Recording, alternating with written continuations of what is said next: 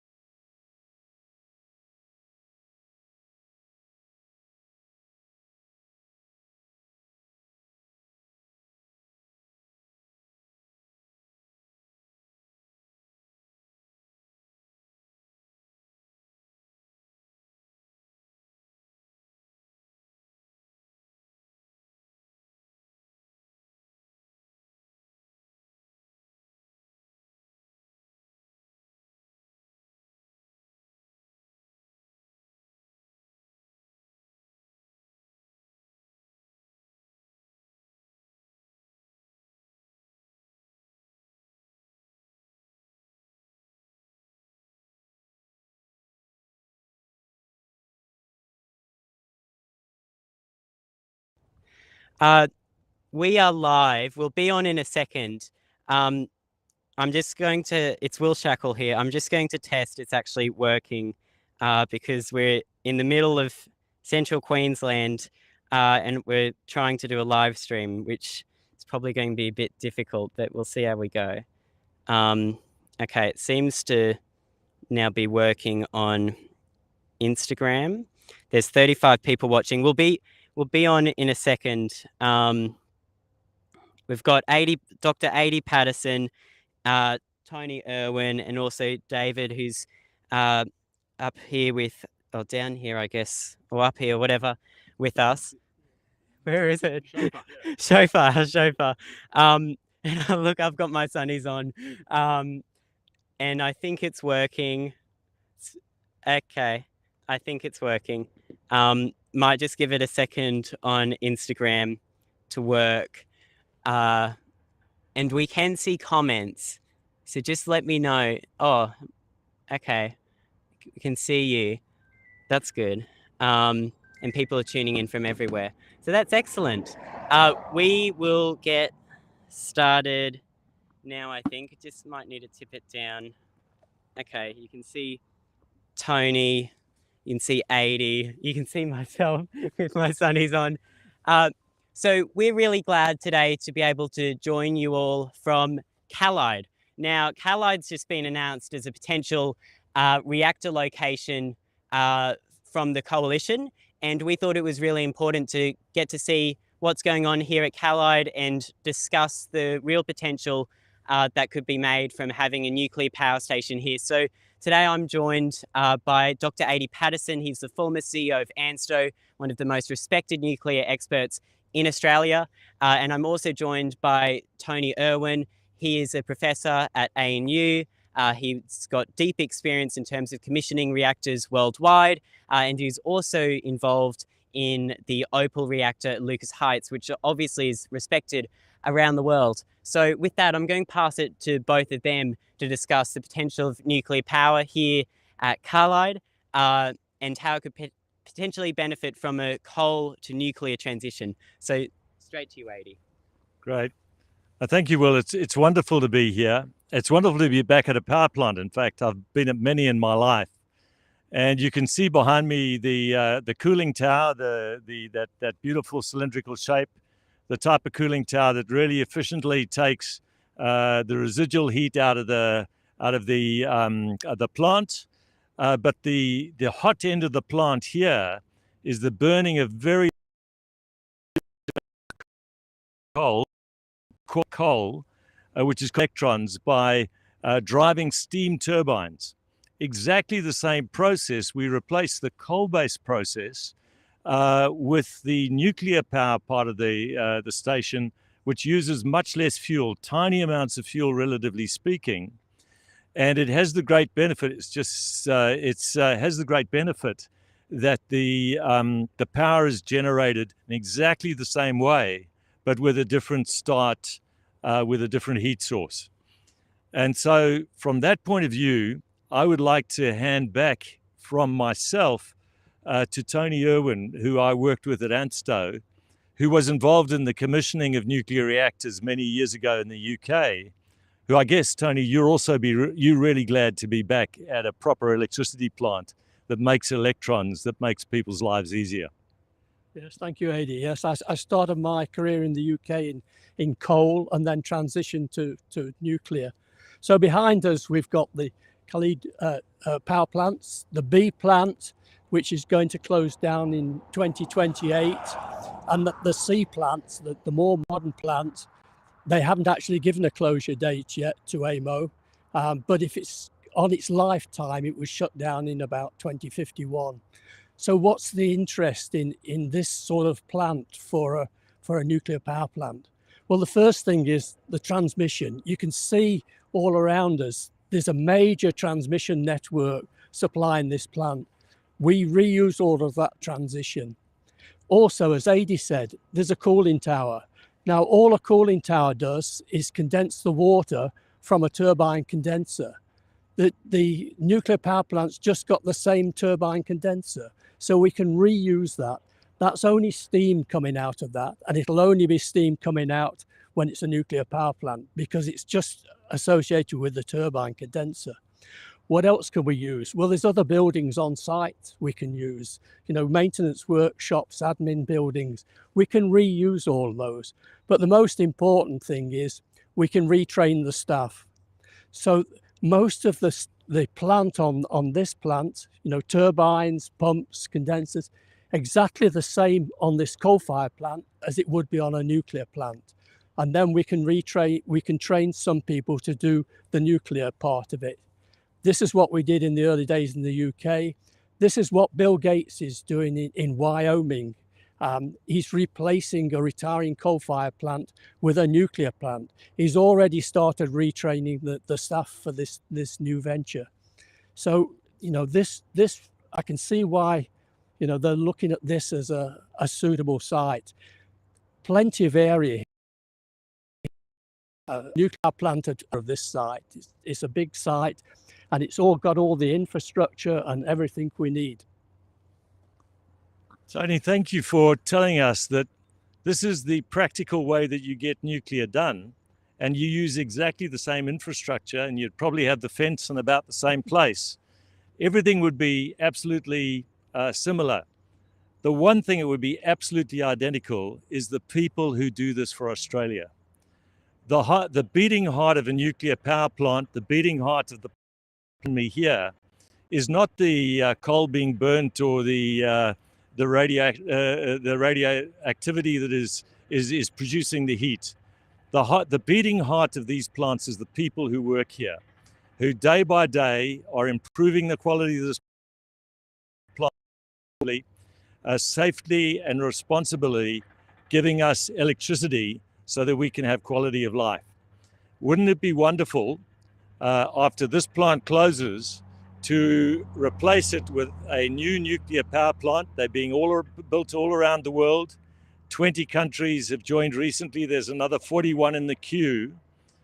Australia has got an opportunity to be in the people business, the people who make our energy system work and give us the quality of life we've learned to enjoy. We're going to hop in now and just ask you both a few questions, and then we're going to bring David in, who's a local in this area in central Queensland and has a lot of insights in terms of why nuclear could potentially be beneficial. So I guess the first one is, what are the benefits presented by a nuclear power plant in terms of how it would work in replacing a coal-fired power station? What can be carried over, like the cooling tower? Can that stay? Can you keep all of this transmission infrastructure here? What would actually, I guess, happen to this community if it underwent a nuclear transition? Well, this at the moment supplies reliable electricity that's independent of the weather. And that's exactly what the nuclear power plant would do. And by reusing all this infrastructure, the transmission, the cooling tower, retraining the staff as well, you actually save a lot of investment money as well, because you don't have to spend all this money on infrastructure that's already there. I think the other thing it does is a just transition. We need to honor what people have done for generations at these plants. You know, starting with the plant on the other side of the hill, which we're not seeing just at the moment, to these two plants with different generations. Wouldn't it be a beautiful story if we were able to build one of our first new nuclear plants here and continue the great tradition of providing electricity to this part of Queensland, and not only do that, but do it in a way that we honor the history, but also we create the potential for the future. The intermittent renewables that we are doing a reasonable job, I think, of giving us a cleaner transition. You need the robustness of the type of electricity in order to hold the grid together. It's called quality of electricity. It's always on electricity, and it's lowest carbon electricity. That's our shared future together. I'm going to hand back to Will now. I've got a few more questions and then we'll bring in David. The next thing is in terms of safety and the risk to communities in terms of different energy developments. And obviously no energy development is going to have zero risk or be completely safe. But how, I guess, does coal compare to nuclear? And should the community around here be concerned if this back here was replaced by a nuclear power station? Well, when it comes to safety, it's really important to go to the international experts. The global body that looks after all of these power sources and is respected worldwide is the International Energy Agency. And they publish every year safety, and they do that actually. They do studies that look at it over longer periods of time, summarizing nuclear power plants are slightly safer than gas plants, which are slightly safer than coal plants. All of them are safe, but the safest of all is nuclear, and in some countries also hydro. But remember that all of these plants are really, really safe.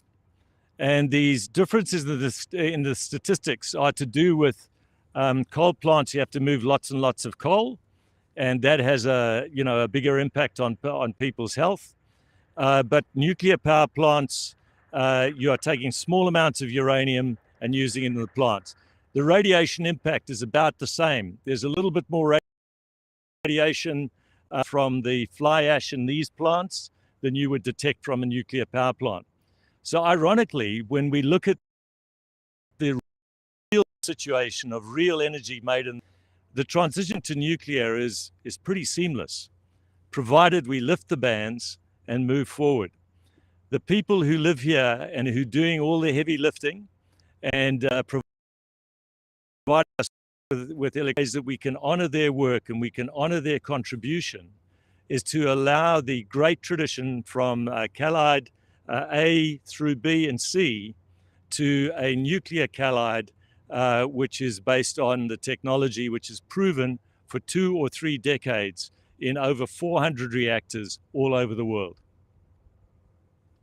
And the last question I've popped in from the other side is in terms of the timeline. What, in terms of this plant closing eventually, how quickly do you both think a nuclear power plant could actually realistically be built here? And do you think that that's fast enough for our grid and also for lowering emissions? I think it's important to recognize that these plants were built in partnership with the governments, both at the federal level and at the Queensland level, because governments believed that this sort of electricity was going to be right for Australia, and they were right to do that. Our quality of life is dependent on what is happening here today. The critical thing is if we lift the bans and if we design a really good supply chain to build reactors And we do it like they did in the United Arab Emirates. That's our youngest around the world patch. It could be created and put in the ground, switched on in 12 years. The second plant took somewhat less, I think, Tony. So once first plant easier. I'm pretty sure Australia is not just the lucky country, but also the smart country. And I think if we emulated what they did in the Emirates, is to take all of the roadblocks out of the way, build up the workforce, get a really good plan in place, get all of the agencies of government working together, we should aspire to build the first plant here at Callide and get it done in 12 years. And then the second one in Australia could start at about the same time. But what we learned from building the first one in Callide will mean the fourth, the fifth, and the sixth ones that we build will actually be done in 5 to 7 years. This has already been done in this decade in the world, in the United Arab Emirates. Tony, you've had some experience of putting these plants together. Yes, and I think one of the things we must concentrate on is using a proven design. You know, we don't want to be the first of a kind with a design. It's going to be a first in a country, but it won't be first of a design, so that the regulator will be able to license it much easier because it's used all the experience of its original country vendor regulator to get, so that the whole licensing process in this country then becomes a lot easier. Actual construction time, probably about 4 years, and then it's just the time before that to go through all the preliminary process.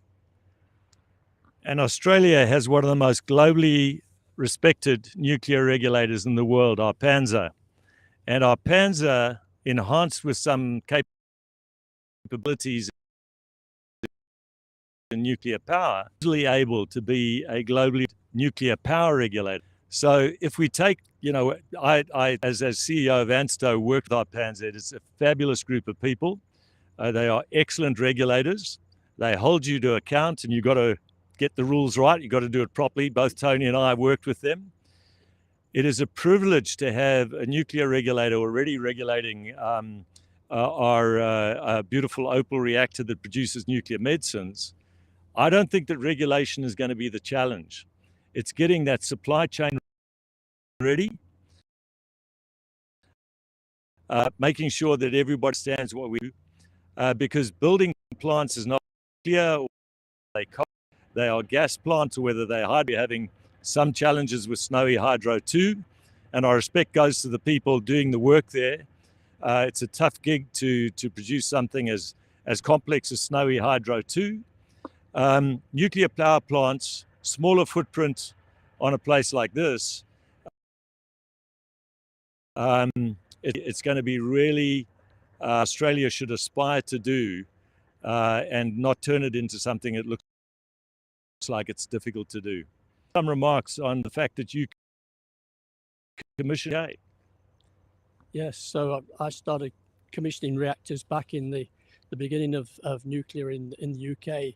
And the mistake we made then was everyone was individual. They were all one-offs. So you've got a learning period for everyone. What we must do here is start with a proven design and build a fleet of them, build them all the same, because the learning water, the people are used to building them, commissioning them and operating them. They can move from one site to the next. That's the efficient way. That's what we've learnt from other people. That's what we must do in Australia. The other piece of this puzzle is the grid. The grid is here.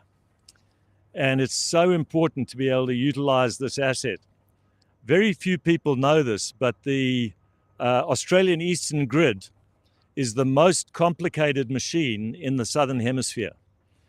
It's, you know, when you see the poles and wires, it's easy to kind of think, that's interesting. But actually, it's not just interesting. It's an act of brilliant engineering and integrated approaches by decades from people and engineers all over Australia. The men and women who built these lines have done awesome things for us because they provided us the electron. To be able to keep this grid here when the plants are coming to the end of their life and ultimately close, and to reuse all of its stuff. It's already here.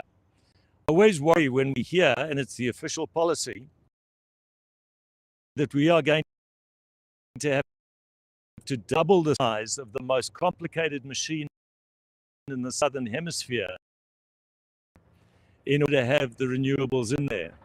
You know, when I was working on the wind map of South Africa, I had one of the things was that the place where we wanted to have the wind was on a steep slope, and it had a small irrigation dam at the bottom. And in the end, we didn't build the wind turbines, plant at the bottom of the valley. And we need to be smart. We need to be here today and to see this amazing plant. My last question, but I feel like this is going very well. So I've got one more for both of you, and I promise it will be the last. In recent days, I think there's really been a disgusting fear campaign conducted, and many politicians have unfortunately got themselves involved in it, likely not reflecting their own voters' views on nuclear. Also the conservation groups, and also, unfortunately, the union movement as well, despite the huge benefits nuclear power actually has in terms of having high pay union jobs around the world. But we've just seen this fear campaign, whether it's New South Wales Labor posting pictures of large cooling towers, like I guess the one back there behind the Sydney Opera House with mushroom clouds above it, or the Australian Conservation Foundation with their green glowing koalas. I guess, what is both of your message to all of those people and to the Prime Minister engaging in that fear campaign? What would you say in response to that? The first thing I'd say is it's such a privilege to be at a place in Australia that has got a modern cooling system. That shape of cooling tower was designed to make these plants even more efficient. However, the scare campaign was a little bit weird because that symbol of engineering mastery and development was used behind the Sydney Opera House with some scary stuff to say this is what nuclear power will do to you. Actually, it made me sad as well, because today I'm standing with exactly the same sort of tower, and I want to honor the people here today who are making electricity for us. They're doing it with exactly the same process, just a different heat source. And you and I and Tony, who knows this industry, can see that these towers are not scary. These towers are the last step in the process of getting the electricity into the wires and into our homes. So I'm kind of sad that we've come to this point where that symbol, which the people providing our electricity here are doing, in a way I feel it dishonors them a bit. And to the extent that my taxpayers' dollar might have paid for that ad, I would like to apologize to them and hope it never happens again.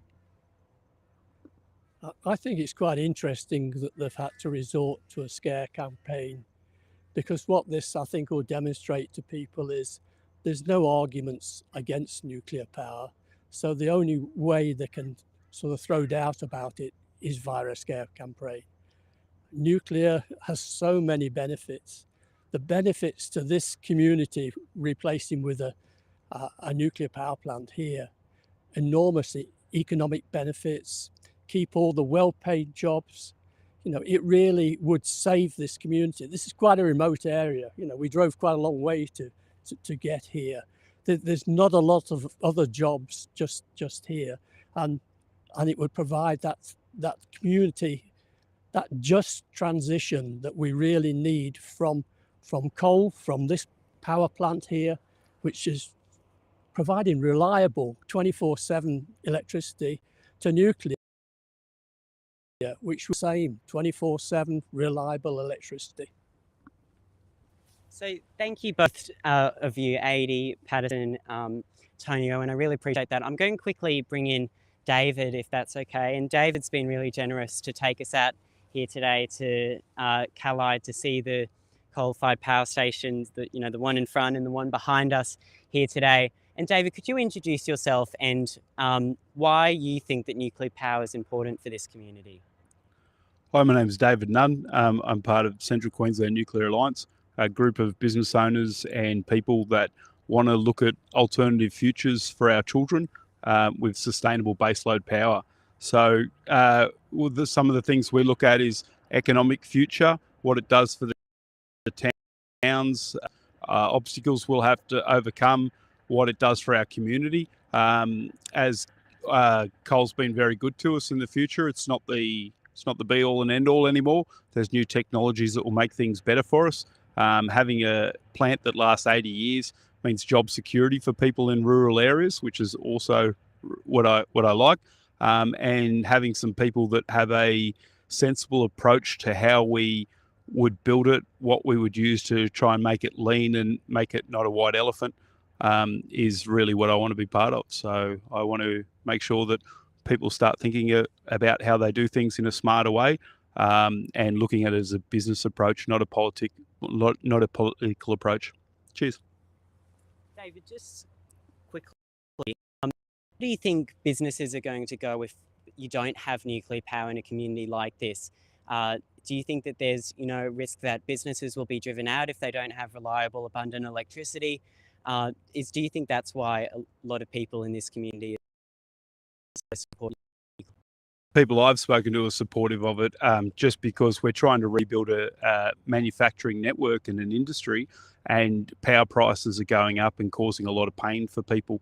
If we really are serious about getting people to manufacturing and build it up, we need a baseload power that's reliable and cheap. And I'm not against any other power things. I just think that if we put this in the arsenal, that'll add to other people.